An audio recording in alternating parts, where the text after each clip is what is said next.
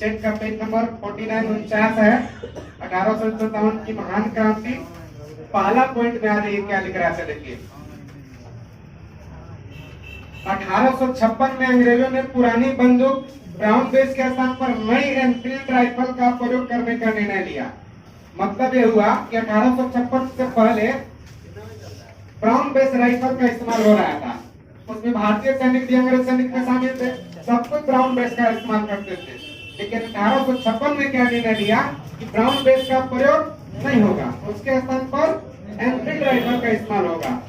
और हला कर दिया सोसाइटी में, क्या हो गया, एनफील्ड राइफल में जो कारतूस बनता है, जो मुंह से नोच कर लगाना पड़ता था पिस्टल में, सुअर के और गाय का चर्बी से कारतूस बनाया जा रहा। भारतीय लोग को लगा कि अंग्रेज लोग तो राजनीतिक हस्तक्षेप कर चुके हैं, भारतीय भूमि पर कब्जा कर लिए हैं, लेकिन धर्म में भी हस्तक्षेप कर रहे हैं। हिंदू धर्म की गाय को मुंह पे, गाय का जो चर्बी होगा मुंह में नहीं लेना है।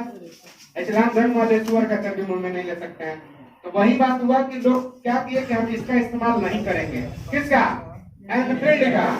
तो कहा कि 1856 ईस्वी में इससे पूर्व कौन सा बंदूक का इस्तेमाल होता था? Brown base. ब्राउन बेस के स्थान पर कौन सा बंदूक आ गया? उसके लिए जो कारतूस बनाए गए उन्हें राइफल में भरने से पहले मुंह से खोलना पड़ता था, और कारतूस में गाय और सुअर की चर्बी का प्रयोग किया गया था। यह चर्बी वाला कारतूस 1857 क्रांति का प्रमुख कारण बनेगा। डायरेक्ट कहेगा 1857 तत्कालिक कारण क्या था? चर्बी भरे कारतूस या एनफील्ड राइफल भी आप कर सकते हैं। एनफील्ड राइफल का प्रयोग होना या चर्बी भरे कारतूस का प्रयोग होना 1857 क्रांति का तत्कालिक कारण रहा। 29 मार्च 1857 को मंगल पांडे नामक एक सैनिक ने बैरकपुर में गाय की चर्बी मिले कारतूस को मुंह से काटने से स्पष्ट मना कर दिया। क्या हम नहीं मुंह से काटने के बनेंगे, चलावे नहीं करेंगे बंदूक। फलस्वरूप उसको गिरफ्तार कर लिया गया और 8 अप्रैल डेट के साथ 1857 को फांसी दे दी गई। किसको? मंगल पांडे को। अब देखिए, मंगल पांडे को जब फांसी दे दिया तो कहीं न कहीं आवाज जो है पूरा सैनिक में खलबली की तरफ फैल गया। चारों तरफ भी आवाज फैल गया कि चर्बी भरे कारतूस का इस्तेमाल हो रहा है, और चर्बी भरे कारतूस चलाने से मना किया तो मंगल पांडे को अरेस्ट कर लिया गया। एक्सपर्ट में मंगल पांडे जो अंग्रेज अधिकारी को गोली मार दिया था, इसी वजह से उसको पकड़ के फांसी दे दिया गया। तो और भी मार्केट में और भी सेना लोग जानेंगे और विद्रोह करेंगे, विरोध करेंगे, तत्काल फांसी दे दिया जाए, तुरंत उसको फांसी दे दिया। लेकिन जब आवाज उठ गया था तो फिर शांत होना मुश्किल था 1857। अच्छा, मंगल पांडे का संबंध जो है 34वां बंगाल नेटिव इन्फेंट्री बटालियन से था। एक ने कहा कि कौन सा इन्फेंट्री से संबंधित मंगल पांडे? 34वां बंगाल नेटिव इन्फेंट्री। जैसे रेजिमेंट, जैसे कंपनी होता है, उनसे कंपनी सेना में विभाग किया जाता है, तो 34वां जो बटालियन में थे उसमें शामिल थे। अब सेना में चारों तरफ आवाज फैल गया कि चर्बी वाला कारतूस का इस्तेमाल हो रहा है। मंगल पांडे विद्रोह किया तो फांसी दे दिया, अंग्रेज अधिकारी को मार दिया, इसी को लिए जबरदस्ती गोली चलवा रहा था। 10 मई 1857 को दिन मेरठ की पैदल टुकड़ी 20 NI इन्फेंट्री रेजिमेंट 1857 ईस्वी की क्रांति का शुरुआत कर दिया। डेट के साथ याद रखिए, कब शुरू हुआ? 1857 ईस्वी में क्रांति के समय भारत का गवर्नर जनरल लॉर्ड कैनिंग और इंग्लैंड के प्रधानमंत्री पामर्स्टन लिबरल पार्टी के थे। एक लाइन में क्वेश्चन था कि 1857 क्रांति के समय भारत का गवर्नर जनरल कौन था? लॉर्ड कैनिंग, जो भारत का अंतिम गवर्नर जनरल पहला वायसराय हुआ था। क्लियर है? कौन? Lord Canning. और उस समय 1857 क्रांति के समय ब्रिटेन का प्रधानमंत्री कौन है? पामर्स्टन। कौन पार्टी से संबंधित है? Liberal party. याद रखिएगा, उदारवादी हो जाएगा ना। देखिए, अंग्रेजी भारतीय सेना का निर्माण 1748 में प्रारंभ हुआ। इसका मतलब यह हुआ कि अंग्रेज लोग भारतीय सेना को कब शामिल किए थे अपना सेना में? 1748 में। उस समय मेजर स्ट्रिंजर और लॉरेंस को अंग्रेजी भारतीय सेना का जनक पुकारा गया था। वही लोग भारतीय सेना को शामिल किए थे। 1857 की क्रांति के सफलता को उपरांत, अब 1857 क्रांति के सफलता को उपरांत सेना में अंग्रेजी सैनिकों और पदाधिकारियों की संख्या में वृद्धि की गई। अब देखिए, पहले से जो 1857 क्रांति से पहले की बात करें तो पहले मान के चलिए, अगर भारतीय सेना अगर एक है, माने 5 को है तो एक अंग्रेज रहता। 5 को विद्रोह भी करेगा देखो दबा देगा। भारत का आदमी है लेकिन बहाली कौन किया है? पेमेंट अंग्रेज दे रहा है। तो उन लोग ने क्या करना था कि 5 को अगर भारतीय सैनिक है तो उस पर 1 नियंत्रण के लिए अंग्रेज सैनिक हुआ करता था। मैंने रेशियो में बात करें तो 5:1 में रहता था 1857 क्रांति से पहले। देखिए 1857 क्रांति जब अंग्रेज को झकझोर के रख दिया, 1857 क्रांति अंग्रेज पूरा डगडोल हो गया। अगर सब भाग ले लेते तो क्या होता? तो इतना ही लोग भाग लिए तो ऐसा परिस्थिति आ गया। तो फिर सेना का पुनर्गठन किया गया। क्वेश्चन था कि 1857 क्रांति के बाद सेना का पुनर्गठन किस आयोग के द्वारा किया गया था? पील आयोग। पील आयोग के द्वारा सेना का पुनर्गठन किया गया था। तो ठीक लगाइए 1857 की क्रांति के सफलता के उपरांत सेना में अंग्रेजी सैनिक और पदाधिकारियों की संख्या वृद्धि कर दिया गया। कितना संख्या बढ़ा रहा है? अंग्रेज सैनिक। अंग्रेज सैनिक और ज्यादा हो गए। बंगाल की सेना में भारतीय और अंग्रेजी सैनिक का अनुपात देखिए 2:1 रखा गया। माने 2 को भारत का तो 1 अंग्रेज। बात समझ रहा है? 2 को भारत है 1 और 2 को भारतीय सैनिक उसको दे करे के लिए 1 अंग्रेज रहता। पहले इसे अंग्रेज कम रहते तो काम चल जाता था। मुंबई और मद्रास की सेना में 5:2 रखा। 5 को भारत का तो 2 को अंग्रेज सैनिक रहेगा। 1857 के मामले की जांच हेतु पील कमीशन का नियुक्ति किया गया था। पील कमीशन 1857 जांच भी किया था और पुनर्गठन भी सेना का किया था। कौन कमीशन? बिहार, अवध और अन्य स्थानों से व्यक्तियों को जिन्होंने 1857 की क्रांति में भाग लिया था गैर लड़ाकू घोषित कर दिया गया और सेना में उसकी संख्या क्या कर दिया गया? कम कर दिया गया कि तुम लड़ाकू अब नहीं है। तुम लोग जैसे कहने का मतलब हम लोग का साथ में दिया तो लड़ाकू नहीं है और उन लोग की संख्या कम कर दिया गया। सिख, गोरखा, पठान 1857 के क्रांति दबाने में अंग्रेजों का मदद किया था। लड़ाकू जाति घोषित कर दिया गया जो अंग्रेज को मदद किया, चाहे लड़ाकू है चाहे नहीं है, घोषित कर दिया गया। उन्होंने बड़ी संख्या में सेना में भर्ती किया गया। तो सिख, गोरखा, पठान की संख्या बढ़ा होगा कि घटा होगा? बढ़ा होगा। गोरखा नेपाली सेना, नेपाली रेजिमेंट, नेपाल की सेना जो गोरखा कहते हैं ना, तो ज्यादा पर्वतीय एरिया में युद्ध लड़ने के लिए जाना जाता है गोरखा रेजिमेंट। अभी भारत में रेजिमेंट है, यही अंग्रेजों द्वारा शुरू किया गया रेजिमेंट है। आगे नोट, भारतीयों को सेना में उच्च पद प्राप्त होने वाला पद सूबेदार था। मतलब सबसे हाई कोई अगर भारतीय को मिलता है पद तो सूबेदार का।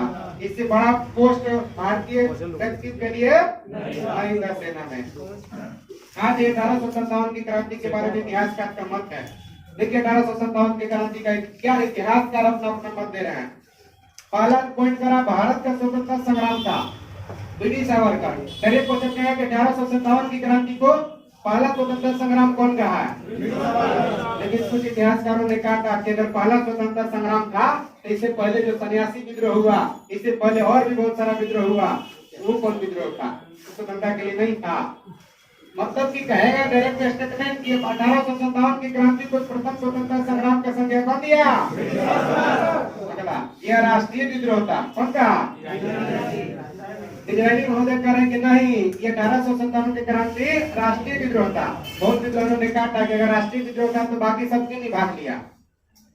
अगर राष्ट्रीय विद्रोह था तो पूरे राष्ट्र के लोग भाग लेते ना। फिर बहुत लोग तटस्थता बनाए रखे। क्यों? इसका मतलब राष्ट्रीय विद्रोह नहीं था, बहुत लोग काटे भी बात, लेकिन उससे मतलब नहीं। क्वेश्चन पूछेगा ऑब्जेक्टिव में कि 1857 की क्रांति को राष्ट्रीय विद्रोह का संज्ञा कौन दिया? इजरायली। अगला ये पूर्णतः सिपाही विद्रोह था, सर जॉन लॉरेंस और सीले। एक लाइन में कहेगा कि 1857 की क्रांति को पूर्णतः सिपाही विद्रोह का संज्ञा कौन दिया? जॉन लॉरेंस और सीले। लॉरेंस और सीले 1857 की क्रांति को पूर्णतः सिपाही विद्रोह का संज्ञा दिया। बहुत लोग इनके भी कथन को काटे। अगर सिपाही का विद्रोह था तो जगदीशपुर से कुंवर सिंह क्यों लड़ रहे थे? कौन सा सिपाही थे? झांसी की रानी क्यों लड़ रही थी? कौन सा सिपाही थे? अगर सिपाही फिर क्यों लड़ रहे थे? 1757 पलासी के युद्ध में अंग्रेज का सिपाहियों ने साथ दिया था, नहीं दिया था? मिर्जापुर सेनापति का सब अपना सैनिक को मोड़ लिया, अंग्रेजों को साथ दिया 1757 के पलासी युद्ध में। आखिर सिपाही क्यों लड़ गए? सिपाही विद्रोह नहीं था। कि क्या वजह रहा था कि सिपाही लड़ गया? कि इसीलिए 1857 के क्रांति सिपाही विद्रोह, कि सिपाही वहां 1757 पलासी के युद्ध में मदद करता है और सिपाही 1857 में लड़ता है। मान लेते हैं कि अभी सिपाही विद्रोह किया है, लेकिन कुंवर सिंह कौन सिपाही है, टाटा टोपे कौन सिपाही है, झांसी रानी कौन सिपाही है, बेगम अवध की जो हजरत महल है कौन सिपाही है, इन लोग कौन सिपाही है जो लड़ रहे हैं। इसीलिए सिपाहियों की विद्रोह नहीं है। लेकिन स्टेटमेंट पूछेगा कि सिपाही विद्रोह का संज्ञा कौन दिया, जॉन लॉरेंस और सीले। यह अंग्रेजों के विरुद्ध हिंदू मुसलमानों का षड्यंत्र था। हिंदू मुसलमान दोनों मिलकर अंग्रेज के खिलाफ षड्यंत्र रचे थे। ये बात कौन का है, क्या में सब हिंदू सब मुसलमान शामिल थे। जो पक्का समर्थक थे, कट्टरवादी थे, वो भी नहीं समर्थन कर रहे थे कोई युद्ध का, है ना। मतलब कि डायरेक्ट कहेगा कि हिंदू और मुसलमान का अंग्रेज के विरुद्ध एक रचा हुआ षड्यंत्र 1857 की क्रांति को किसने कहा, आउटरम और टेलर। बर्बरता और सभ्यता के बीच युद्ध था। टीयर होम्स कह रहे हैं माने भारतीय सभ्यता, संस्कृति, कल्चर, धर्म है कि गाय का मुंह में चर्बी नहीं लेना है और स्वर का मुंह में चर्बी नहीं लेना। इस्लाम जगत में है, हिंदू जगत में गाय का चर्बी नहीं लेना है, यानी सभ्यता का। उधर बर्बरता, जबरदस्ती अंग्रेज अत्याचार कर रहा है, इसका मतलब बर्बरता और सभ्यता के बीच युद्ध का संज्ञा कौन दिया, टीयर होम्स कहे हैं। ये धर्मांधों या ईसाइयों के विरुद्ध युद्ध था। धर्मांधों माने धर्म का रक्षा करने वाले हो, और ईसाइयों के विरुद्ध युद्ध था। कब कहा, पहले कहिएगा LER। 1857 क्रांति का सरकारी इतिहासकार कौन था, SN सेन। 1857 क्रांति का सरकारी इतिहासकार कौन था, SN सेन। 1857 क्रांति का प्रतीक क्या था, कमल और रोटी। इसलिए कि पहले जब फांसी हो गया मंगल पांडे को, तो लोगों ने एक कमल का फूल और एक रोटी सबके यहाँ भेजने लगा। इंडिकेट किया एक हो गया कमल और रोटी हो गया शून्य, यानी 10 मई को हम लोग आंदोलन करेंगे। 1857 क्रांति के समय मशहूर उर्दू गजल गायिका मिर्जा गालिब थी, जो बहादुर शाह द्वितीय कहिए या जफर कहिए, मुगल बादशाह के दरबार में रहती थी। इन्होंने ही 1857 क्रांति का आंखों देखा हाल सुनाया है या लिखा है। और सरकारी इतिहासकार हुए। 1857 की महान क्रांति के प्रमुख केंद्र देखिए। 1857 क्रांति में दिल्ली का नेतृत्व कौन किया था, बहादुर शाह जफर। और सेना का नेतृत्व वक्त खां था। 1857 क्रांति में दिल्ली का नेतृत्व बहादुर शाह जफर और सेना का नेतृत्व वक्त खां कर रहा था। अगर विद्रोह अंग्रेज दबा कौन रहा था दिल्ली में, निकलसन और हडसन। निकलसन हडसन दिल्ली में विद्रोह दबा रहा था। कानपुर में आ जाइए। कानपुर 1857 की क्रांति धुंधुपंत, नाना साहब को ही कहते हैं ना, तो नाना साहब कहिए चाहे धुंधुपंत कहिए, कानपुर में 1857 विद्रोह का नेतृत्व कर रहे थे। और सेना का नेतृत्व कौन कर रहे थे कानपुर में, पे अंग्रेज कौन विद्रोह दबा रहा था कानपुर में, कैंपबेल। आगे आ जाइए लखनऊ। देखिए लखनऊ कहे चाहे अवध कहे, बात बराबर है। हुआ क्या था कि 1856 में जब अंग्रेज अवध को हड़प लिया था, कुशासन का रोक लगा करके, उस समय अवध का नवाब था वाजिद अली शाह, तो पत्नी उनकी है किनकी, लेकिन हजरत महल। वो कहे कि अंग्रेजे लोग ने हड़पा है हमारे स्वामी जी का जो साम्राज्य है, इसीलिए अंग्रेज का ईंट बजा देंगे अवध में। 1857 का नेतृत्व संभाली कौन, बेगम हजरत महल। अवध से या लखनऊ से बेगम हजरत महल 1857 का नेतृत्व की। विद्रोह कौन दबा रहा था 1857 में अवध का, खाली लॉरेंस और कैंपबेल। लॉरेंस और कैंपबेल। लॉरेंस मारा गया, बाद में फिर कैंपबेल नेतृत्व संभाला था। अगला झांसी की नेतृत्व कौन कर रहा था, रानी लक्ष्मीबाई। और विद्रोह कौन दबा रहा था, फिरोज। तो गंगाधर राव से पति है किसके, यानी झांसी रानी लक्ष्मीबाई के पति है गंगाधर राव। और वो जो है कि अब जाहिर सी बात है वो अगर नहीं रहे तो उनका पुत्र अल्पायु है। अंग्रेज घोषणा कर चुका कि जहाँ उत्तराधिकारी नहीं होगा या अयोग्य होगा, बच्चा होगा या गोद लिया हुआ पुत्र होगा, वहां हम हड़प लेंगे। झांसी रानी लक्ष्मीबाई कही जब तक सिरा में एक आध बूंद रक्त रहेगा तब तक हिंदुस्तान का एक भूमि टुकड़ा तक झांसी का नहीं होने देंगे अंग्रेज से। हम युद्ध करेंगे, ऐसे हम हड़पने नहीं देंगे। युद्ध किया झांसी से, लड़ी अंतिम तक। आइए अंतिम युद्ध इसका झांसी की रानी का दंत था, वो कालपी का युद्ध था, है ना। कालपी अंतिम बार युद्ध लड़ी, वही यूरो जी से प्रभावित होकर कहा हिंदुस्तान में एक बार मर्द जो देखे झांसी रानी को देखे। इलाहाबाद 1857 नेतृत्व कौन कर रहा था? लियाकत अली। अंग्रेज कौन विद्रोह दबा रहा था? कर्नल ली। जगदीशपुर कहे चाहे बिहार कहे चाहे आरा कहे, आरा बिहार जगदीशपुर तीनों जगह 1857 नेतृत्व कौन किया? और जब इनका मृत्यु हुआ तो कुछ समय के लिए अमर सिंह। विद्रोह कौन दबा रहा था? टेलर और आयर, खाली याद रखिए, टेलर और आयर। बरेली का विद्रोह कौन दबा रहा था? बरेली का विद्रोह नेतृत्व कर रहा था खान बहादुर खान। बरेली उत्तर प्रदेश 1857 विद्रोह कर रहा था कौन है? खान बहादुर खान। विद्रोह दबा कौन रहा था? हडसन। गाजियाबाद 1857 विद्रोह का नेतृत्व कौन किया था? मौलवी अहमदुल्ला। विद्रोह कौन दबा रहा था? कर्नल नील। अंग्रेज है ना। और फतेहपुर का विद्रोह कौन किया था? हाजिमुल्ला। और फतेहपुर 1857 अंग्रेज कौन विद्रोह दबा रहा था? General Reynold. टाटा टोपे का वास्तविक नाम है रामचंद्र पांडुरंग। शिवपुर में अंग्रेजों द्वारा इन्हें पकड़ करके फांसी पर लटका दिया गया। खुद में टाटा टोपे के मित्र पकड़वा दिया था। अंग्रेजों से मिल गया और बता दिया सोए हुए थे। मित्र के पास सोने में कोई संकोच नहीं, सोए हुए थे टाटा टोपे। अंग्रेज से मिल करके अंग्रेज को बुलवाया और सोए हुए पकड़वा दिया, पकड़ करके फांसी दे दिया अंग्रेज। 10 मई 1857 क्रांति जब शुरू हुआ था तो सिपाहियों का विद्रोह था। सिपाही का दिमाग जब घुटना में होता है, कहते हैं लोग, अब कहीं दिमाग तो हर कोई के मस्तिष्क नहीं होता है, सिर नहीं होता है, लेकिन कहते हैं कि भारतीय सैनिक का जो होता है दिमाग घुटना में होता है। आर्मी वाला तो बहुत लोग मोरल नहीं समझते हैं, इन लोग का दिमाग नहीं रहता। सब परेड करते, पीटी वगैरह करते, दिमाग घुटना में चल जाता है, मोरल डाउन होता है सबके। वो तो ऐसा मानते हैं, लेकिन एक्चुअल में दिमाग सिर में होता है सबका। ऐसा नहीं है, दिमाग घुटना में होता है। लेकिन होता क्या है, सैनिक लोग को, सेना लोग को युद्ध का, राजनीति को अगर उतना नहीं आता, जो नहीं होता, जब तक कमांडर नहीं करेगा, कमांडेंट नहीं कहेगा, कमांडर हो जाएगा आतंकवादी तरफ, कमांडेंट हो जाएगा पुलिस तरफ, इन लोग युद्ध का रणनीति तैयार करेंगे। और सिपाही जो है डायरेक्ट दम युद्ध झोंक देगा, अपना जान निछावर कर देगा।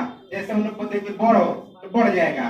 तो 1857 में जब भारतीय सिपाही जब विद्रोह शुरू किया, इन लोग के पास नेतृत्व करने के लिए कोई नहीं है।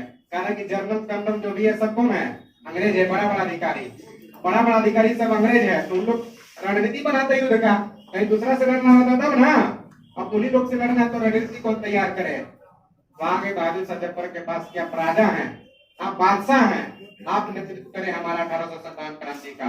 बहादुर शाह जफर दिल्ली से नेतृत्व किया और 1857 क्रांति के चारों तरफ धीरे धीरे देखते बढ़ने लगा। बहादुर शाह जफर को अंग्रेज काबू किया कि दम में दम नहीं। मैंने कहा कि अब कोई दम नहीं है हिंदुस्तानियों में, कि दम में दम नहीं, कि अब समाप्त हो गया है सब। बहादुर शाह जफर इस पर टिप्पणी भी किया था, गादियों में वो रहेगी जब तक ईमान के, तब तक तेज चलेगी लंदन तक हिंदुस्तान की। मैंने तब तक, मैंने हम लोग अभी जब तक है जिंदा, तब तक लंदन तक हम लोग जाएंगे तो हिंदुस्तान है, लेकिन हार नहीं मानेंगे। 1857 क्रांति भी भूमिका निभाया। बाद में उसको पकड़ लिया अंग्रेज और हुमायूं का मकबरा में छुपा हुआ था। क्वेश्चन पूछता कि कहाँ छुपा हुआ था? हुमायूं का मकबरा में छिपा हुआ था। अंग्रेज पकड़ के रंगून रह दिया। बाद में फिर 1862 मृत्यु हो गया उसका। रंगून म्यांमार में उसका मकबरा वही है। बेगम हजरत महल का काठमांडू जामा मस्जिद के मैदान में बेगम हजरत महल को बनाया गया।